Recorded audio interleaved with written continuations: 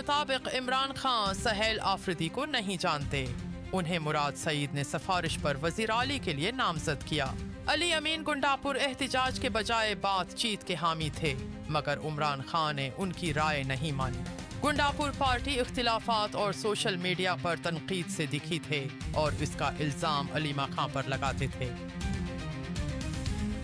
पाकिस्तान और अफगानिस्तान के दरमियान तनाज़ा की वजह से अफगान ताजरों के टर्क बॉर्डर पर फंस गए।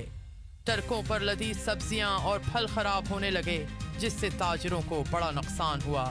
अंगूर टनों के हिसाब से ज़ाये हो गए और ताजरों को माल सस्ते दामों बेचना पड़ा। ताजरों ने मुतालबा किया है कि पाकिस्तान से ताल्लुकात बेहतर बनाए जाएं ताकि तिजारत दोबारा शुरू हो सके। शमाली वजीरिस्तान के मीर अली में सिक्योरिटी फोर्सेस पर खुदकश हमले की कोशिश नाकाम बना दी गई। बारूद से भरी गाड़ी कैंप की दीवार से टकराने पर फट गई। फोर्सेस ने उपरोक्त कार्रवाई करते हुए 4 दहशतगर्दों को हलाक कर दिया। सिक्योरिटी जराये के मुताबिक पिछले 2 दिनों में 88 दहशतगर्द मारे जा चुके हैं।